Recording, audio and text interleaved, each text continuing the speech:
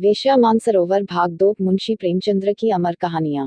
6 महीने बाद कलकत्ते से घर आने पर दयाकृष्ण ने पहला काम जो किया वह अपने प्रिय मित्र सिंगार सिंह से मातम पुरसी करने जाना था। सिंगार के पिता का आज 3 महीने हुए देहांत हो गया था। दयाकृष्ण बहुत व्यस्त रहने के कारण उस समय न आ सका था। मातमपुरसी की रस्म पत्र लिखकर अदा कर दी थी, लेकिन ऐसा एक दिन भी नहीं बीता कि सिंगार की याद उसे न आई हो। अभी वह 2-4 महीने और कलकत्ते रहना चाहता था, क्योंकि वहां उसने जो कारोबार जारी किया था उसे संगठित रूप में लाने के लिए उसका वहां मौजूद रहना जरूरी था और उसकी थोड़े दिन की गैरहाजिरी से भी हानि की शंका थी। किंतु जब सिंगार की स्त्री लीला का परवाना आ पहुंचा तो वह अपने को न रोक सका।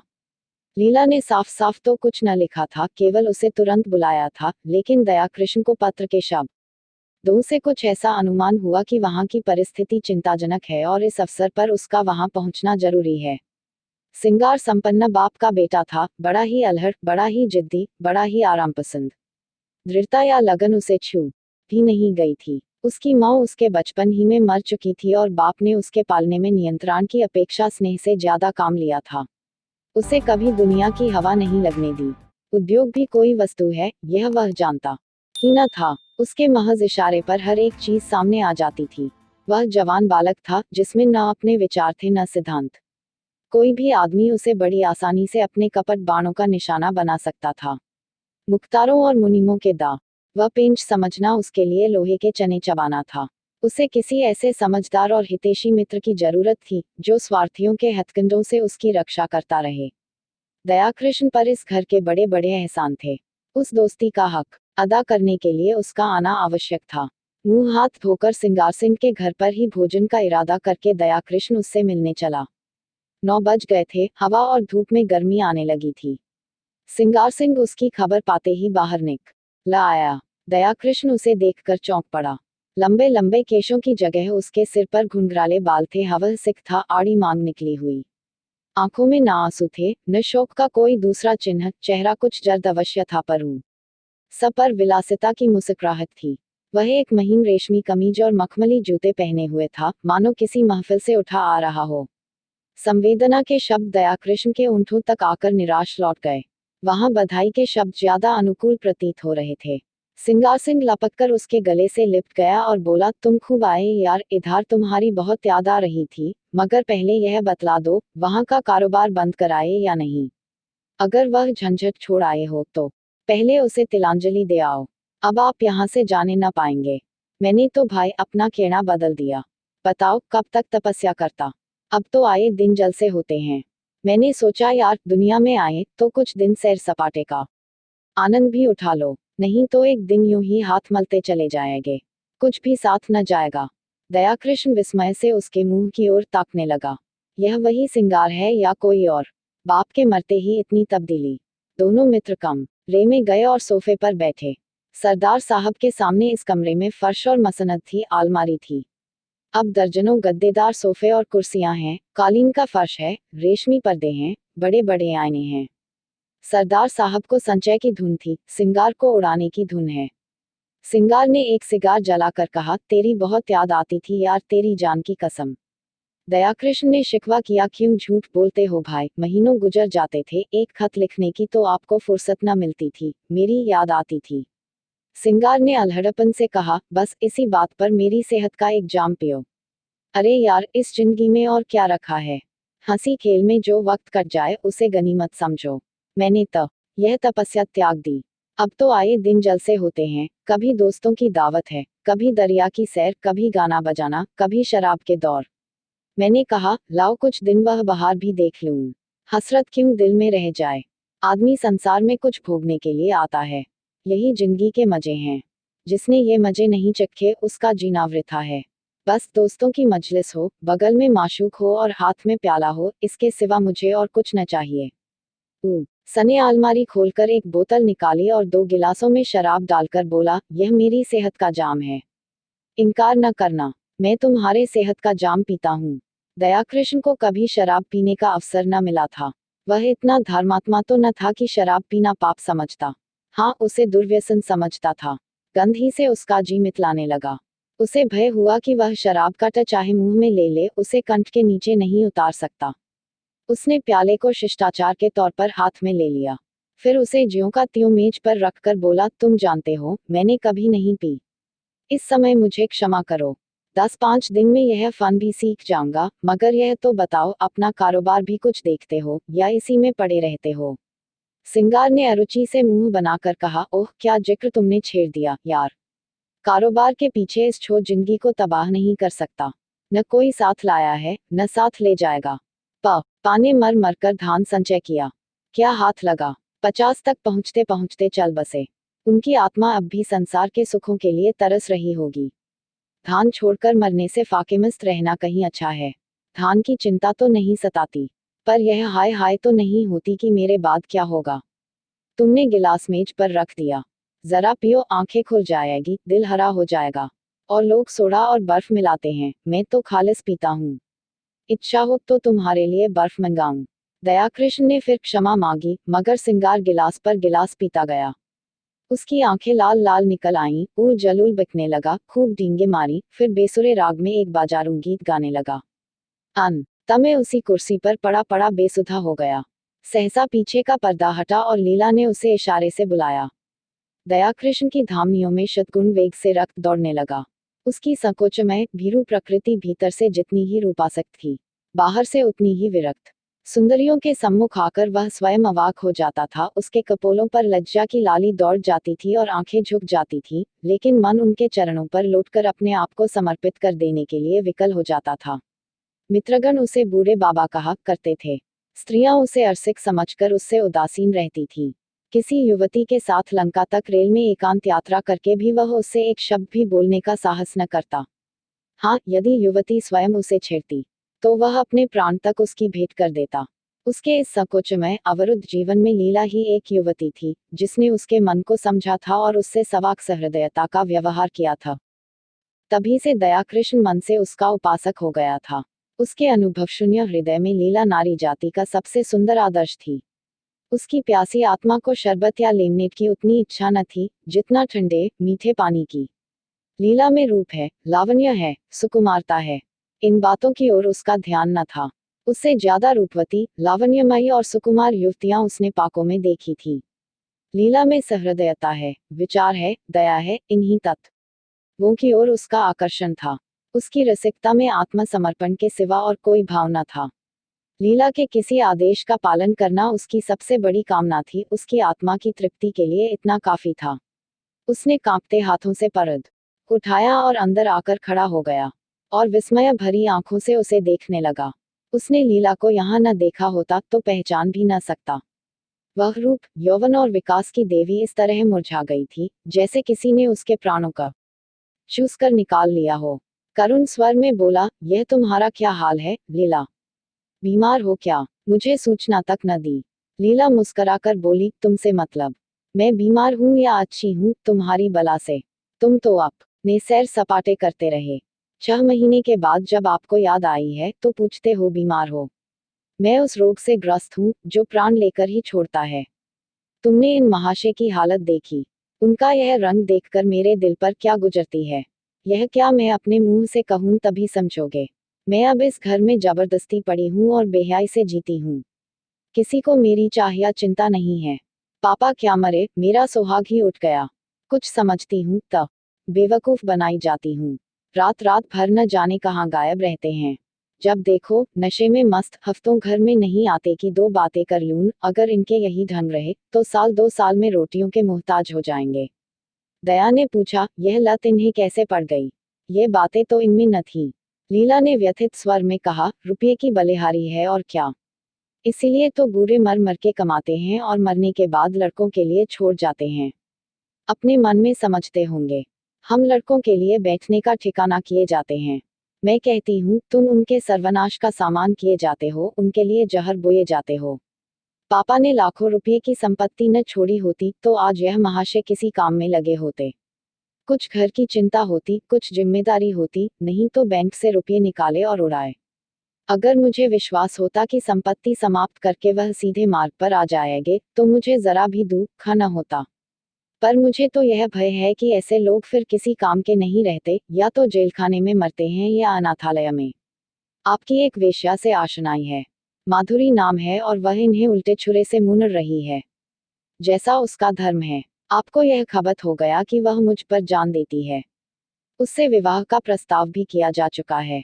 मालूम नहीं उसने क्या जवाब दिया। कई बार जी में आया कि जब यहाँ किसी से कोई नाता ही नहीं है तो अपने घर चली जाऊं, लेकिन डरती हूँ कि तब तो यह और भी स्वतंत्र हो जाएंगे। मुझे किसी पर विश्वास है तो वह तुम हो, इसीलिए तुम्हें बुलाया था कि शायद तुम्हारे समझाने बुझाने का कुछ असर हो। अगर तुम भी असफल हुए तो मैं एक क्षण यहाँ न रहूंगी। भोजन तैयार है, चलो कुछ खा लो।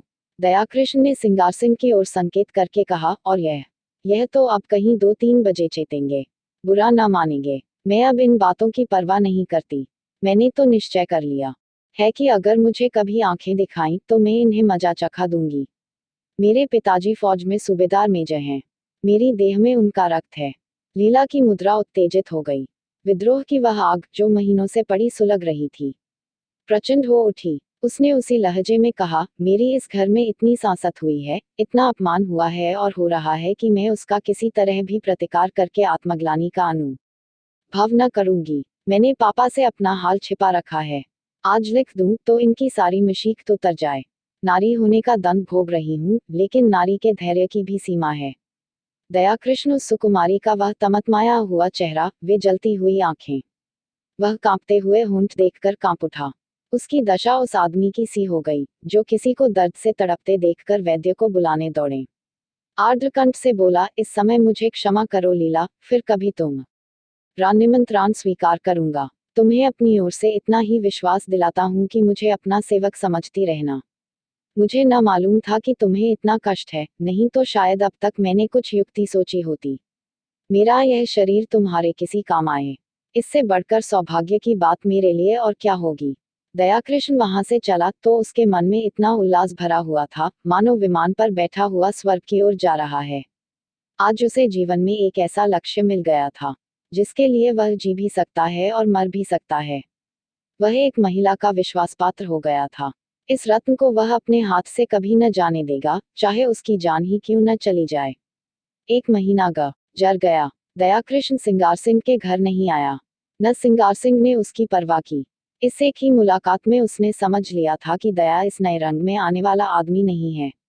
ऐसे सात्विक जनों के लिए उसके यहाँ स्थान न था। वहां तो रंगीले, रसिया, अयाश और बिगड़े दिलों ही की चाह थी। हाँ, लीला को हमेशा उसकी याद आती रहती थी, मगर दयाकृष्ण के स्वभाव में अब वह संयम नहीं है। विलासिता का जादू उस पर भी चलता हुआ मालूम होता है। माधुरी के घर उसका भी आना जाना शुरू हो गया है। वह सिंगार सिंह का मित्र नहीं रहा, प्रतिद्वंद्वी हो गया है। दोनों एक ही प्रतिमा के उपासक हैं, मगर उनकी उपासना में अंतर है। सिंगार की दृष्टि से माधुरी केवल विलास की एक वस्तु है, केवल विनोद का एक यंत्र। दयाकृष्ण विनय की मूर्ति है जो माधुरी की सेवा में ही प्रसन्न है। सिंगार माधुरी के हास विलास को अपना जरखरी धक समझता है, दयाकृष्ण इसी में संतुष्ट है कि माधुरी उसकी सेवाओं को स्वीकार करती है। माधुरी की ओर से जरा भी अरुचि देखकर वह उसी तरह बिगड़ जाएगा जैसे अपनी प्यारी घोड़ी की मुंहजोरी पर। दयाकृष्ण अपने को उसकी कृपा दृष्टि के योग्य ही नहीं समझता। सिंगार जो कुछ माधुरी को देता है, गर्व भरे आत्म प्रदर्शन के साथ, मानो उस पर कोई एहसान कर रहा हो। दयाकृष्ण के पास देने को है ही क्या, पर वह जो कुछ भेंट करता है वह ऐसी श्रद्धा से, मानो देवता को फूल चढ़ाता हो। सिंह का आसक्त मन माधुरी को अपने पिंजरे में बंद रखना चाहता है, जिसमें उस पर किसी की निगाह न पड़े। दयाकृष्ण निर्लिप्त भाव से उसकी स्वच्छंद क्रीड़ा का आनंद उठाता है। माधुरी को अब तक जितने आदमियों से साबिका पड़ा था, वे सब सिंगार सिंह की ही भांति कामुकी, ईर्ष्यालु, दंभी और कोमल भावों से शून्य थे, रूप को भोगने की वस्तु समझने वाले। दयाकृष्ण उन सबों से अलग था, सहृदयी, भद्र और सेवाशील, मानो उस पर अपनी आत्मा को समर्पण कर देना चाहता हो। माधुरी को अब अपने जीवन में कोई ऐसा पदार्थ मिल गया है जिसे वह बड़ी एहतियात से संभाल कर रखना चाहती है। जराव गहने अब उसकी आंखों में उतने मूल्यवान नहीं रहे जितनी यह फकीर की दी हुई तावीज। जराव गहने हमेशा मिलेंगे, यह तावीज खो गई तो फिर शायद ही कभी हाथ आए। जराव गहने केवल उसकी विलास प्रवृत्ति को उत्तेजित करते हैं, पर इस तावीज में कोई दैवी शक्ति है जो न जाने कैसे उसमें सदनुराग और परिष्कार भावना को जगाती है। दयाकृष्ण कभी प्रेम प्रदर्शन नहीं करता, अपनी विरह व्यथा के राग नहीं अलापता, पर माधुरी को उस पर पूरा विश्वास है। सिंगार सिंह के प्रलाप में उसे बनावट और दिखावे का आभास होता है। वह चाहती है यह जल्द यहाँ से टले, लेकिन दयाकृष्ण के संयत भाषण में उसे गहराई तथा गांधीर्य और गुरुत्व का आभास होता है। औरों की वह प्रेमिका है, लेकिन दयाकृष्ण की आशिक, जिसके कदमों की आहट पाकर उसके अंदर एक तूफान उठने लगता है। उसके जीवन में यह नई अनुभूति है। अब तक वह दूसरों के भोग की वस्तु थी, अब कम से कम एक प्राणी की दृष्टि में वह आदर और प्रेम की वस्तु है। सिंगार सिंह को जब से दयाकृष्ण के इस प्रेमाभिनय की सूचना मिली है, वह उसके खून का प्यासा हो गया है। ईर्ष्याग्नि से फूंका जा रहा है। उसने दयाकृष्ण के पीछे कई सौदे लगा रखे हैं कि वे उसे जहां पाएं उसका काम तमाम कर दें। वह खुद पिस्तौल लिए सकीटोह में रहता है। दयाकृष्ण इस खतरे को समझता है, जानता है, अपने नियत समय पर माधुरी के पास बिला नागा आ जाता है। मालूम होता है उसे अपनी जान का कुछ भी मोह नहीं है। सौदे उसे देखकर क्यों कतरा जाते हैं, मौका पाकर भी क्यों उस पर वार नहीं करते, इसका रहस्य वह नहीं समझता। एक दिन माधुरी ने उससे कहा, कृष्ण जी, तुम यहाँ न आया करो। तुम्हें तो पता नहीं है, पर यहाँ तुम्हारे 20 दुश्मन हैं। मैं डरती हूँ कि किसी दिन कोई बात न हो जाए। शिशिर की तुषार मंडित संध्या थी। माधुरी एक काश्मीरी शाल ओढ़े अंगीठी के सामने बैठी हुई थी। कमरे में बिजली का रजत प्रकाश फैला हुआ था। दयाकृष्ण ने देखा, माधुरी की आंखें सजल हो गई है और वह मुंह फेरकर उन्हें दयाकृष्ण से छिपाने की चेष्टा कर रही है। प्रदर्शन और सुख भोग करने वाली रमणी क्यों इतना संकोच कर रही है, यह उसका अनाड़ी मन न समझ सका। हाँ, माधुरी के गोरे, प्रसन्न, संकोचहीन मुख पर लज्जा मिश्रित मधुरिमा की ऐसी छटा उसने कभी न देखी थी। आज उसने उस मुख पर कुलवधू की भीरू आकांक्षा और दृढ़ वात्सल्य देखा और उसके अभिनय में सत्य का उदय हो गया। उसने स्थिर भाव से जवाब दिया, मैं तो किसी की बुराई नहीं करता। मुझसे किसी को क्यों वैर होने लगा? मैं यहाँ किसी का बाधक नहीं, किसी का विरोधी नहीं। दाता के द्वार पर सभी भिक्षुक जाते हैं। अपना अपना भाग्य है, किसी को एक चुटकी मिलती है, किसी को पूरा थाल। कोई क्यों किसी से जले? अगर किसी पर तुम्हारी विशेष कृपा है तो मैं उसे भाग्यशाली समझकर उसका आदर करूंगा। जलूं क्यों? माधुरी ने स्नेह कातर स्वर में कहा, जी नहीं, आप कल से न आया कीजिए। दयाकृष्ण मुस्कुराकर बोला, तुम मुझे यहाँ आने से नहीं रोक सकती। भिक्षुक को तुम दुत्कार सकती हो, द्वार पर आने से नहीं रोक सकती। माधुरी स्नेह की आंखों से उसे देखने लगी, फिर बोली, क्या सभी आदमी तुम ही जैसे निष्कपट हैं? तो फिर मैं क्या करूं? यहाँ न आया करो, यह मेरे बस की बात नहीं। माधुरी एक क्षण तक विचार करके बोली, एक बात कहूं, मानोगे? चलो, हम तुम किसी दूसरे नगर की राह लें। केवल इसीलिए कि कुछ लोग मुझसे खार खाते हैं। खार नहीं खाते, तुम्हारी जान के ग्राहक हैं। दयाकृष्ण उसी अविचलित भाव से बोला, जिस दिन प्रेम का यह पुरस्कार मिलेगा, वह मेरे जीवन का नया दिन होगा, माधुरी। इससे अच्छी मृत्यु और क्या हो सकती है? तब मैं तुमसे पृथक न रहकर तुम्हारे मन में, तुम्हारी स्मृति में रहूंगा। माधुरी ने कोमल हाथ से उसके गाल पर थपकी दी। उसकी आंखें भर आई थी। इन शब्दों में जो प्यार भरा हुआ था, वह जैसे पिचकारी की धार की तरह उसके हृदय में समा गया। ऐसी विकल वेदना, ऐसा नशा, इसे वह क्या कहे? उसने करुण स्वर में कहा, ऐसी बातें न किया करो कृष्ण, नहीं तो मैं सच कहती हूँ, एक दिन जहर खाकर तुम्हारे चरणों पर सो जाऊंगी। तुम्हारे इन शब्दों में न जाने क्या जादू था कि मैं जैसे फूंक उठी। अब आप खुदा के लिए यहाँ न आया कीजिए, नहीं तो देख लेना, मैं एक दिन प्राण दे दूंगी। तुम क्या जानो, हत्यारा सिंगार किस बुरी तरह तुम्हारे पीछे पड़ा हुआ है। मैं उसके शोधों की खुशामद करते करते हार गई। कितना कहती हूँ, दयाकृष्ण से मेरा कोई संबंध नहीं, उसके सामने तुम्हारी निंदा करती हूँ, कितना कोसती हूँ, लेकिन उस निर्दयी को मुझ पर विश्वास सा नहीं आता। तुम्हारे लिए मैंने इन गुंडों की कितनी मिन्नतें की हैं, उनके हाथ कितना अपमान सहा है, वह तुमसे न कहना ही अच्छा है। जिनका मुंह देखना भी मैं अपनी शान के खिलाफ समझती हूँ, उनके पैरों पड़ी हूँ, लेकिन ये कुत्ते हड्डियों के टुकड़े पाकर और भी शेर हो जाते हैं। मैं अब उनसे तंग आ गई हूँ और तुमसे हाथ जोड़कर कहती हूँ कि यहाँ से किसी ऐसी जगह चले चलो, जहाँ हमें कोई न जानता हो। वहाँ शांति के साथ पड़े रहे। मैं तुम्हारे साथ सब कुछ झेलने को तैयार हूँ। आज इसका निश्चय कराए बिना मैं तुम्हें न जाने दूंगी। मैं जानती हूँ, तुम्हें मुझ पर अब भी विश्वास नहीं है। तुम्हें संदेह है कि तुम्हारे साथ कपट करूंगी। दयाकृष्ण ने टोका, नहीं माधुरी, तुम मेरे साथ अन्याय कर रही हो। मेरे मन में कभी ऐसा संदेह नहीं आया। पहले ही दिन मुझे न जाने क्यों कुछ ऐसा प्रतीत हुआ कि तुम अपनी और बहनों से पृथक हो। मैंने तुम में वह शील और संकोच देखा जो मैंने कुलवधुओं में देखा है। माधुरी ने उसकी आंखों में आंखें गड़ाकर कहा, तुम झूठ बोलने की कला में इतने निपुण नहीं हो कृष्ण की वेश्या को भुलावा दे सको। मैं न शीलवती हूँ, न संकोचुती हूँ और न अपनी दूसरी बहनों से भिन्न हूँ। मैं वेश्या हूँ, उतनी ही कलुषित, उतनी ही विलासांत, उतनी ही मायाविनी जितनी मेरी दूसरी बहनें, बल्कि उनसे कुछ ज्यादा। न तुम अन्य पुरुषों की तरह मेरे पास विनोद और वासना तृप्ति के लिए आए थे। नहीं, महीनों आते रहने पर भी तुम यूं अलिप्त न रहते। तुमने कभी डींग नहीं मारी, मुझे धन का प्रलोभन नहीं दिया। मैंने भी कभी तुमसे धन की आशा नहीं की। तुमने अपनी वास्तविक स्थिति मुझसे कह दी।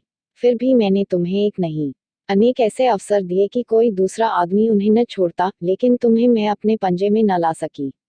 तुम चाहे और जिस इरादे से आए हो, भोग की इच्छा से नहीं आए। अगर मैं तुम्हें इतना नीच, इतना हृदयहीन, इतना विलासांधा समझती तो इस तरह तुम्हारे नाज न उठाती। फिर मैं भी तुम्हारे साथ मित्र भाव रखने लगी। समझ लिया, मेरी परीक्षा हो रही है। जब तक इस परीक्षा में सफल न हो जाऊं, तुम्हें नहीं पा सकती। तुम जितने सज्जन हो उतने ही कठोर हो। यह कहते हुए माधुरी ने दयाकृष्ण का हाथ पकड़ लिया और अनुराग और समर्पण भरी चितवनों से उसे देखकर बोली, सच बताओ कृष्ण, तुम मुझ में क्या देखकर आकर्षित हुए थे? देखो, बहानेबाजी न करना। तुम रूप पर मुग्धा होने वाले आदमी नहीं हो, मैं कसम खा सकती हूँ। दयाकृष्ण ने संकट में पड़कर कहा, रूप इतनी तुच्छ वस्तु नहीं है माधुरी। वह मन का आईना है। यहाँ मुझसे रूपवान स्त्रियों की कमी नहीं है। यह तो अपनी अपनी निगाह है। मेरे पूर्व संस्कार रहे होंगे। माधुरी ने भय में सिकोड़कर कहा, तुम फिर झूठ बोल रहे हो, चेहरा कह देता है। दयाकृष्ण ने परास्त होकर पूछा, पूछकर क्या करोगी माधुरी? मैं डरता हूँ, कहीं तुम मुझसे घृणा न करने लगो। संभव है तुम मेरा जो रूप देख रही हो वह मेरा असली रूप न हो। माधुरी का मुंह लटक गया। विरक्त सी होकर बोली, इसका खुले शब्दों में यह अर्थ है कि तुम्हें मुझ पर विश्वास नहीं। ठीक है, वेश्याओं पर विश्वास करना भी नहीं चाहिए। विद्वानों और महात्माओं का उपदेश कैसे न मानोगे? नारी हृदय इस समस्या पर विजय पाने के लिए अपने अस्त्रों से काम लेने लगा। दयाकृष्ण पहले हमले में हिम्मत छोड़ बैठा। बोला, तुम तो नाराज हुई जाती हो माधुरी। मैंने तो केवल इस विचार से कहा था कि तुम मुझे धोखेबाज समझने लगोगी। तुम्हें शायद मालूम नहीं है, सिंगार सिंह ने मुझ पर कितने एहसान किए हैं। मैं उन्हीं के टुकड़ों पर पला हूँ। इसमें रत्ती भर भी मुबालगा नहीं। वहां जाकर जब मैंने उनके रंग ढंग देखे और उनकी साध्वी स्त्री लीला को बहुत दुखी पाया तो सोचते सोचते मुझे यही उपाय सूझा कि किसी तरह सिंगार सिंह को तुम्हारे पंजे से छुड़ाऊं। मेरे इस अभिमान का यही रहस्य है, लेकिन उन्हें छुड़ा तो न सका, खुद फंस गया। मेरे इस फरेब की जो सजा चाहो दो, सिर झुकाए हुए हूँ। माधुरी का अभिमान टूट गया। जलकर बोली, तो यह कहिए कि आप लीला देवी के आशिक हैं। मुझे पहले से मालूम होता तो तुम्हें इस घर में घुसने न देती। तुम तो एक छिपे रुस्तम निकले। वह तोते के पिंजरे के पास जाकर उसे पुचकारने का बहाना करने लगी। मन में जो एक दाह उठ रही थी उसे कैसे शांत करे। दयाकृष्ण ने तिरस्कार भरे स्वर में कहा, मैं लीला का आशिक नहीं हूँ माधुरी। उस देवी को कलंकित न करो। मैं आज तुमसे शपथ खाकर कहता हूँ का मैंने कभी उसे इस निगाह से नहीं देखा। उसके प्रति मेरा वही भाव था जो अपने किसी आत्मीय को दुख में देखकर हर एक मनुष्य के मन में आता है। किसी से प्रेम करना तो पाप नहीं है, तुम व्यर्थ में अपनी और लीला की सफाई दे रहे हो। मैं नहीं चाहता कि लीला पर किसी तरह का आक्षेप किया जाए। अच्छा साहब, लीजिए, लीला का नाम न लूंगी। मैंने मान लिया वह सती है, साध्वी है और केवल उसकी आज्ञा से। दयाकृष्ण ने बात काटी, उनकी कोई आज्ञा नहीं थी। ओहो, तुम तो जबान पकड़ते हो कृष्ण। क्षमा करो, उनकी आज्ञा से नहीं, तुम अपनी इच्छा से आए। अब तो राजी हुए। अब यह बताओ आगे तुम्हारे क्या इरादे हैं? मैं वचन तो दे दूंगी, मगर अपने संस्कारों को नहीं बदल सकती। मेरा मन दुर्बल है। मेरा सतीत्व कब का नष्ट हो चुका है। अन्य मूल्यवान पदार्थों की तरह रूप और यौवन की रक्षा भी बलवान हाथों से हो सकती है। मैं तुमसे पूछती हूँ, तुम मुझे अपनी शरण में लेने पर तैयार हो? तुम्हारा आश्रय पाकर तुम्हारे प्रेम की शक्ति से मुझे विश्वास है मैं जीवन के सारे प्रलोभनों का सामना कर सकती हूँ। मैं इस सोने के महल को ठुकरा दूंगी, लेकिन इसके बदले मुझे किसी हरे वृक्ष की छांव तो मिलनी चाहिए। वह छांव तुम मुझे दोगे? अगर नहीं दे सकते तो मुझे छोड़ दो। मैं अपने हाल में मगन हूँ। मैं वादा करती हूँ, सिंगार सिंह से मैं कोई संबंध न रखूंगी। वह मुझे घेरेगा, रोएगा। संभव है, गुंडों से मेरा अपमान कराए, आतंक दिखाए, लेकिन मैं सब कुछ झेल लूंगी तुम्हारी खातिर से। उद्धरण। आगे और कुछ न कहकर वह तृष्णा भरे लेकिन उसके साथ ही निरपेक्ष नेत्रों से दया कृष्ण की ओर देखने लगी। जैसे दुकानदार ग्राहक को बुलाता तो है पर साथ ही यह भी दिखाना चाहता है कि उसे उसकी परवाह नहीं है।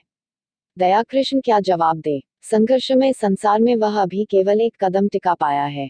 इधर वह अंगुल भर जगह भी उसस छिन गई है। शायद जोर मारकर वह स्थान पा जाए, लेकिन वहां बैठने की जगह नहीं। और एक दूसरे प्राणी को लेकर तो वह खड़ा भी नहीं रह सकता। अगर मान लिया जाए कि अदम्य उद्योग से दोनों के लिए स्थान निकाल लेगा तो आत्मसम्मान को कहां ले जाए।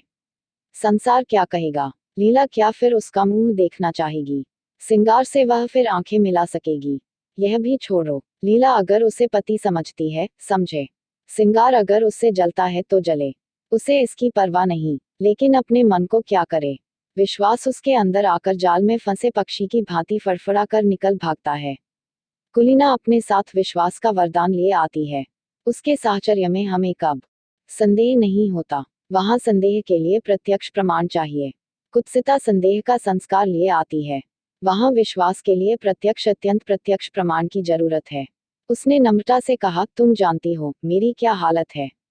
हाँ, खूब जानती हूँ। और उस हालत में तुम प्रसन्न रह सकोगी। तुम ऐसा प्रश्न क्यों करते हो कृष्ण। मुझे दुख होता है। तुम्हारे मन में जो संदेह है वह मैं जानती हूँ, समझती हूँ। मुझे भ्रम हुआ था कि तुमने भी मुझे जान लिया है, समझ लिया है। अब मालूम हुआ मैं धोखे में थी। वह उठकर वहां से जाने लगी। दयाकृष्ण ने उसका हाथ पकड़ लिया और प्रार्थी भाव से बोला, तुम मेरे साथ अन्याय कर रही हो माधुरी। मैं सत्य कहता हूँ, ऐसी कोई बात नहीं है। माधुरी ने खड़े खड़े विरक्त मन से कहा, तुम झूठ बोल रहे हो, बिल्कुल झूठ। तुम अब भी मन से यह स्वीकार नहीं कर रहे हो कि कोई स्त्री स्वेच्छा से रूप का व्यवसाय नहीं करती। पैसे के लिए अपनी लज्जा को उघाड़ना तुम्हारी समझ में कुछ ऐसे आनंद की बात है जिसे वेश्या शौक से करती है। तुम वेश्या में स्त्रीत्व का होना संभव से बहुत दूर समझते हो। तुम इसकी कल्पना ही नहीं कर सकते कि वह क्यों अपने प्रेम में स्थिर नहीं होती। तुम नहीं जानते कि प्रेम के लिए उसके मन में कितनी व्याकुलता होती है और जब वह सौभाग्य से उसे पा जाती है तो किस तरह प्राणों की भांति उसे चित रखती है। खारे पानी के समुद्र में मीठे पानी का छोटा सा पात्र कितना प्रिय होता है इसे वह क्या जाने जो मीठे पानी के मटके उडेलता रहता हो। दयाकृष्ण कुछ ऐसे असमंजस में पड़ा हुआ था कि उसके मुंह से एक भी शब्द न निकला। उसके मन में जो शंका चिनगारी की भांति छिपी हुई है वह बाहर निकलकर कितनी भयंकर ज्वाला उत्पन्न कर देगी। उसने कपट का जो अभिनय किया था, प्रेम का जो स्वग रचा था, उसकी ग्लानि उसे और भी व्यथित कर रही थी। सहसा माधुरी ने निष्ठुरता से पूछा, तुम यहाँ क्यों बैठे हो। दयाकृष्ण ने अपमान को पीकर कहा, मुझे सोचने के लिए कुछ समय दो माधुरी। क्या सोचने के लिए। अपना कर्तव्य। मैंने अपना कर्तव्य सोचने के लिए तो तुमसे समय नहीं मांगा। तुम अगर मेरे उद्धार की बात सोच रहे हो तो उसे दिल से निकाल डालो। मैं भ्रष्टा हूँ और तुम साधुता के पुतले हो। जब तक यह भाव तुम्हारे अंदर रहेगा मैं तुमसे उसी तरह बात करूंगी जैसे औरों के साथ करती हूँ। अगर भ्रष्ट हूँ तो जो लोग यहाँ अपना मुंह काला करने आते हैं वे कुछ कम भ्रष्ट नहीं हैं। तुम जो एक मित्र की स्त्री पर दांत लगाए हुए हो, तुम जो एक सरला अबला के साथ झूठे प्रेम का स्वॉग करते हो, तुम्हारे हाथों अगर मुझे स्वर्ग भी मिलता हो तो उसे ठुकरा दूं। दयाकृष्ण ने लाल आंखें करके कहा, तुमने फिर वही आक्षेप किया। माधुरी तिलमिला उठी। उसकी रही सही मृदुता भी ईर्ष्या के उमड़ते हुए प्रवाह में समा गई। लीला पर आक्षेप भी असह्य है, इसलिए कि वह कुलवधू है। मैं वेश्या हूँ, इसलिए मेरे प्रेम का उपकार भी स्वीकार नहीं किया जा सकता। उसने अविचलित भाव से कहा, आक्षेप नहीं कर रही हूँ, सच्ची बात कह रही हूँ। तुम्हारे डर से बिल खोदने जा रही हूँ। तुम स्वीकार करो या न करो, तुम लीला पर मरते हो। तुम्हारी लीला तुम्हें मुबारक रहे। मैं अपने सिंगार सिंह ही में प्रसन्न हूँ। उद्धार की लाल साब नहीं रही। पहले जाकर अपना उद्धार करो। अब से खबरदार कभी भूलकर भी यहाँ न आना, नहीं तो पछताओगे। तुम जैसे रंगे हुए पतितों का उद्धार नहीं करते। उद्धार वही कर सकते हैं जो उद्धार के अभिमान को हृदय में आने ही नहीं देते। जहाँ प्रेम है वहाँ किसी तरह का भेद नहीं रह सकता। यह कहने के साथ ही वह उठकर बराबर वाले दूसरे कमरे में चली गई और अंदर से द्वार बंद कर लिया। दयाकृष्ण कुछ देर वहां मरमाहत सा रहा, फिर धीरे धीरे नीचे उतर गया, मानो देह में प्राण न हो। 2 दिन दयाकृष्ण घर से न निकला। माधुरी ने उसके साथ जो व्यवहार किया, इसकी उसे आशा न थी। माधुरी को उससे प्रेम था, इसका उसे विश्वास था, लेकिन जो प्रेम इतना असहिष्णु हो, जो दूसरे के मनोभावों का जरा भी विचार न करे, जो मिथ्या कलंक आरोपण करने से भी संकोच न करे, वह उन्माद हो सकता है, प्रेम नहीं। उसने बहुत अच्छा किया कि माधुरी के कपट जाल में न फंसा, नहीं तो उसकी न जाने क्या दुर्गति होती। पर दूसरे क्षण उसके भाव बदल जाते और माधुरी के प्रति उसका मन कोमलता से भर जाता। अब वह अपनी अनुदारता पर, अपनी संकीर्णता पर पछताता। उसे माधुरी पर संदेह करने का कोई कारण न था। ऐसी दशा में ईर्ष्या स्वाभाविक है, और वह ईर्ष्या ही क्या, जिसमें डंक न हो, विष न हो। माना समाज उसकी निंदा करता, यह भी मान लिया कि माधुरी सती भार्या न होती, कम से कम सिंगार सिंह तो उसके पंजे से निकल जाता। दयाकृष्ण के सिर से ऋण का भार तो कुछ हल्का हो जाता, लीला का जीवन तो सुखी हो जाता। सहसा किसी ने द्वार खटखटाया। उसने द्वार खोला तो सिंगार सिंह सामने खड़ा था, बाल बिखरे हुए, कुछ अस्त व्यस्त। दयाकृष्ण ने हाथ मिलाते हुए पूछा, क्या पांव पांव ही आ रहे हो, मुझे क्यों न बुला लिया? सिंगार ने उसे चुपती हुई आंखों से देखकर कहा, मैं तुमसे यह पूछने आया हूं कि माधुरी कहाँ है? अवश्य तुम्हारे घर में होगी। क्यों अपने घर पर होगी? मुझे क्या खबर, मेरे घर क्यों आने लगी? इन बहानों से काम न चलेगा, समझ गए? मैं कहता हूँ, मैं तुम्हारा खून पी जाऊंगा, वरना ठीक ठीक बता दो, वह कहाँ गई? मैं बिल्कुल कुछ नहीं जानता। तुम्हें विश्वास दिलाता हूँ, मैं तो 2 दिन से घर से निकला ही नहीं। रात को मैं उसके पास था, सवेरे मुझे उसका यह पत्र मिला। मैं उसी वक्त दौड़ा हुआ उसके घर गया, वहां उसका पता न था। नौकरों से इतना मालूम हुआ, तौगे पर बैठकर कहीं गई है। कहाँ गई है, यह कोई न बता सका। मुझे शक हुआ, यहाँ आई होगी। जब तक तुम्हारे घर की तलाशी न ले लूंगा, मुझे चैन न आएगी। उसने मकान का एक एक कोना देखा, तख्त के नीचे, अलमारी के पीछे। तब निराश होकर बोला, बड़ी बेवफा और मक्कार औरत है, जरा इस खत को पढ़ो। दोनों फर्श पर बैठ गए। दयाकृष्ण ने पत्र लेकर पढ़ना शुरू किया, सरदार साहब, मैं आज कुछ दिनों के लिए यहाँ से जा रही हूँ, कब लौटूंगी कुछ नहीं जानती, कहाँ जा रही हूँ यह भी नहीं जानती। जा इसलिए रही हूँ कि इस बेशर्मी और बेहयाई की जिंदगी से मुझे घृणा हो रही है, और घृणा हो रही है उन लंपटों से, जिनके कुत्सित विलास का मैं खिलौना थी और जिनमें तुम मुख्य हो। तुम महीनों से मुझ पर सोने और रेशम की वर्षा कर रहे हो, मगर मैं तुमसे पूछती हूँ, उससे लाख गुने सोने और 10 लाख गुने रेशम पर भी तुम अपनी बहन या स्त्री को इस रूप के बाजार में बैठने दोगे? कभी नहीं। उन देवियों में कोई ऐसी वस्तु है जिसे तुम संसार भर की दौलत से भी मूल्यवान समझते हो? लेकिन जब तुम शराब के नशे में चूर, अपने एक एक अंग में काम का उन्माद भरे आते थे, तो तुम्हें कभी ध्यान आता था कि तुम उसी अमूल्य वस्तु को किस निर्दयता के साथ पैरों से कुचल रहे हो?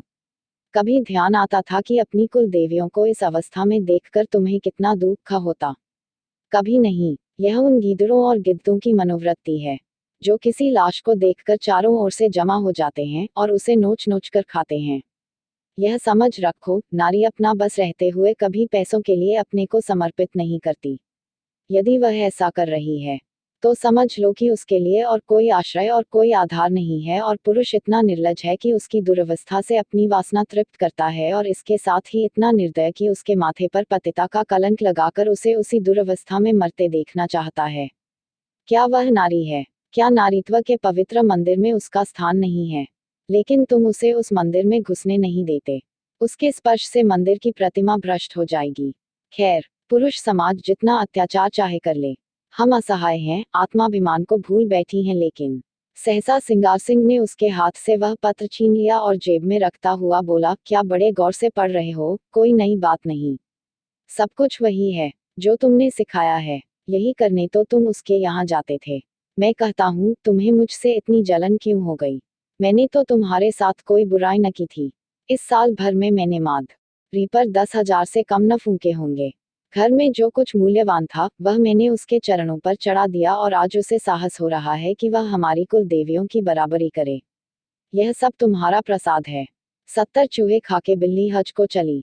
कितनी बेवफा जात है, ऐसों को तो गोली मार दे। जिस पर सारा घर लुटा दिया, जिसके पीछे सारे शहर में बदनाम हुआ, वह आज मुझे उपदेश करने चली है।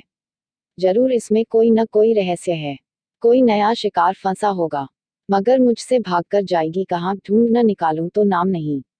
कमबख्त कैसी प्रेम भरी बातें करती थी कि मुझ पर घड़ों नशा चढ़ जाता था। बस कोई नया शिकार फंस गया, यह बात न हो, मूंछ मुड़ा लूं। अनु उसके सफाचट चेहरे की ओर देखकर मुस्कुराया, तुम्हारी मूंछें तो पहले ही मुड़ चुकी हैं। इस हल्के से विनोद ने जैसे सिंगार सिंह के घाव पर मरहम रख दिया।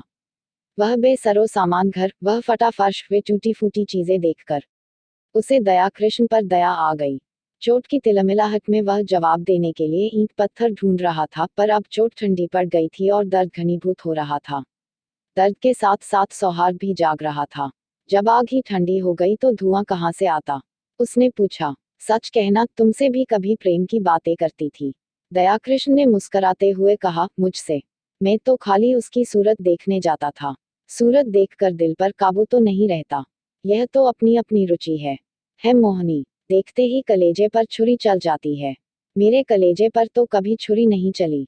यही इच्छा होती थी कि इसके पैरों पर गिर पड़ूं। इसी शायरी ने तो यह अनर्थ किया। तुम जैसे बुद्ध धुओं को किसी देहातिन से शादी करके रहना चाहिए। चले थे वेश्या से प्रेम करने। एक क्षण के बाद उसने फिर कहा, मगर है बेवफा, मक्कार। तुमने उससे वफा की आशा की, मुझे तो यही अफसोस है। तुमने वह दिल ही नहीं पाया, तुमसे क्या कहूँ। एक मिनट के बाद उसने सहृदय भाव से कहा, अपने पत्र में उसने बातें तो सच्ची लिखी हैं, चाहे कोई माने या न माने। सौंदर्य को बाजारू चीज समझना कुछ बहुत अच्छी बात तो नहीं है। दयाकृष्ण ने पुचारा दिया। जब स्त्री अपना रूप बेचती है तो उसके खरीदार भी निकल आते हैं। फिर यहाँ तो कितनी ही जातियां हैं जिनका यही पेशा है। यह पेशा चला कैसे? स्त्रियों की दुर्बलता से? नहीं, मैं समझता हूँ, बिस्मिल्लाह पुरुषों ने की होगी। इसके बाद एकाएक जेब से घड़ी निकालकर देखता हुआ बोला, ओहो, 2 बज गए और अभी मैं यहीं बैठा हूँ। आज शाम को मेरे यहाँ खाना खाना, जरा इस विषय पर बातें होंगी। अभी तो उसे ढ निकालना है। वह है कहीं इसी शहर में। घरवालों से भी कुछ नहीं कहा। बुढ़िया नायका सिर पीट रही थी। उस्ताद जी अपनी तकदीर को रो रहे थे। न जाने कहाँ जाकर छिप रही। उसने उठकर दयाकृष्ण से हाथ मिलाया और चला। दयाकृष्ण ने पूछा, मेरी तरफ से तो तुम्हारा दिल साफ हो गया? सिंगार ने पीछे फिरकर कहा, हुआ भी और नहीं भी हुआ। और बाहर निकल गया। 7-8 दिन तक सिंगार सिंह ने सारा शहर छाना, पुलिस में रिपोर्ट की, समाचार पत्रों में नोटिस छपाए, अपने आदमी दौड़ाए। लेकिन माधुरी का कुछ भी सुराग न मिला कि फिर महफिल गर्म होती। मित्रवृंद सुबह शाम हाजिरी देने आते और अपना समूह लेकर लौट जाते। सिंगार के पास उनके साथ गपशप करने का समय न था। गर्मी के दिन सजा हुआ कमरा भट्ठी बना हुआ था। खस की टट्टियां भी थी, पंखा भी, लेकिन गर्मी जैसे किसी के समझाने बुझाने की परवाह नहीं करना चाहती, अपने दिल का बुखार निकाल कर ही रहेगी। सिंगार सिंह अपने भीतर वाले कमरे में बैठा हुआ पैक पर पैक चढ़ा रहा था, पर अंदर की आग न शांत होती थी। इस आग ने ऊपर की घास फूस को जलाकर भस्म कर दिया था और अब अंतस्थल की जड़ विरक्ति और अचल विचार को द्रवित करके बड़े वेग से ऊपर फेंक रही थी। माधुरी की बेवफाई ने उसके आमोदी हृदय को इतना आहत कर दिया था कि अब अपना जीवन ही बेकार सा मालूम होता था। माधुरी उसके जीवन में सबसे सत्य वस्तु थी, सत्य भी और सुंदर भी। उसके जीवन की सारी रेखाएं इसी बिंदु पर आकर जमा हो जाती थी। वह बिंदु एकाएक पानी के बुलबुले की भांति मिट गया और अब वे सारी रेखाएं, वे सारी भावनाएं, वे सारी मृदु स्मृतियां उन झल्लाई हुई मधुमक्खियों की तरह भनभनाती फिरती थी, जिनका छत्ता जला दिया गया हो। जब माधुरी ने कपट व्यवहार किया तो और किससे कोई आशा की जाए? इस जीवन ही में क्या है? आम में रस ही न रहा तो गुठली किस काम की? लीला कई दिनों से महफिल में सन्नाटा देखकर चकित हो रही थी। उसने कई महीनों से घर के किसी विषय में बोलना छोड़ दिया था। बाहर से जो आदेश मिलता था उसे बिना कुछ कहे सुने पूरा करना ही उसके जीवन का क्रम था। वीतराग सी हो गई थी। न किसी शौक से वास्ता था, न सिंगार से, मगर इस कई दिन के सन्नाटे ने उसके उदास मन को भी चिंतित कर दिया। चाहती थी कि कुछ पूछे, लेकिन पूछे कैसे? मान जो टूट जाता। मान ही किस बात का? मान तब करे जब कोई उसकी बात पूछता हो। मान अपमान से प्रयोजन नहीं। नारी ही क्यों हुई? उसने धीरे धीरे कमरे का पर्दा हटाकर अंदर झोंका। देखा, सिंगार सिंह सोफा पर चुपचाप लेटा हुआ है, जैसे कोई पक्षी सांझ के सन्नाटे में परों में मुंह छिपाए बैठा हो। समीप आकर बोली, मेरे मुंह पर ताला डाल दिया गया है, लेकिन क्या करूं, बिना बोले रहा नहीं जाता। कई दिन से सरकार की महफिल में सन्नाटा क्यों है? तबीयत तो अच्छी है। सिंगार ने उसकी ओर आंखें उठाईं। उनमें व्यथा भरी हुई थी। कहा, तुम अपने मैके क्यों नहीं चली जाती लीला? आपकी जो आज्ञा, पर यह तो मेरे प्रश्न का उत्तर न हुआ। वह कोई बात नहीं, मैं बिल्कुल अच्छा हूँ। ऐसे बेहयाओं को मौत भी नहीं आती। अब इस वन से जी भर गया। कुछ दिनों के लिए बाहर जाना चाहता हूँ। तुम अपने घर चली जाओ तो मैं निश्चिंत हो जाऊं। भला आपको मेरी इतनी चिंता तो है। अपने साथ जो कुछ ले जाना चाहती हो, ले जाओ। मैंने इस घर की चीजों को अपना समझना छोड़ दिया है। मैं नाराज होकर नहीं कह रहा हूँ, लीला न जाने कब लौटूं, तुम यहाँ अकेले कैसे रहोगी? कई महीने के बाद लीला ने पति की आंखों में स्नेह की झलक देखी। मेरा विवाह तो इस घर की संपत्ति से नहीं हुआ है, तुमसे हुआ है। जहां तुम रहोगे वहीं मैं भी रहूंगी। मेरे साथ तो अब तक तुम्हें रोना ही पड़ा। लीला ने देखा, सिंगार की आंखों में आंसू की एक बूंद नीले आकाश में चंद्रमा की तरह गिरने को हो रही थी। उसका मन भी पुलकित हो उठा। महीनों की क्षुधाग्नि में जलने के बाद अटर का एक दाना पाकर वह उसे कैसे ठुकरा दे?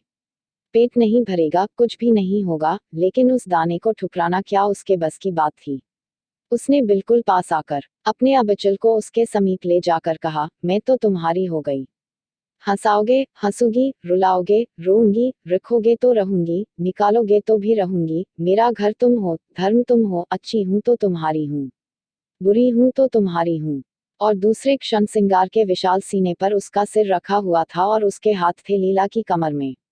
दोनों के मुख पर हर्ष की लाली थी, आंखों में हर्ष के आंसू और मन में एक ऐसा तूफान जो उन्हें न जाने कहां उड़ा ले जाएगा। एक क्षण के बाद सिंगार ने कहा, तुमने कुछ सुना? माधुरी भाग गई और पगला दयाकृष्ण उसकी खोज में निकला। लीला को विश्वास न आया। दयाकृष्ण? हाँ जी, जिस दिन वह भागी है, उसके दूसरे ही दिन वह भी चल दिया। वह तो ऐसा नहीं है। और माधुरी क्यों भागी? दोनों में प्रेम हो गया था। माधुरी उसके साथ रहना चाहती थी। वह राजी न हुआ। लीला ने एक लंबी सांस ली। दयाकृष्ण के वे शब्द याद आए जो उसने कई महीने पहले कहे थे। दयाकृष्ण की वे याचना भरी आंखें उसके मन को मसोसने लगी। सहसा किसी ने बड़े जोर से द्वार खोला और धड़धड़ाता हुआ भीतर वाले कमरे के द्वार पर आ गया। सिंगार ने चकित होकर कहा, अरे, तुम्हारी यह क्या हालत है कृष्णा? किधर से आ रहे हो? दयाकृष्ण की आंखें लाल थी, सिर और मुंह पर गर्द जमी हुई, चेहरे पर घबराहट, जैसे कोई दीवाना हो। उसने चिल्लाकर कहा, तुमने सुना? माधुरी इस संसार में नहीं रही।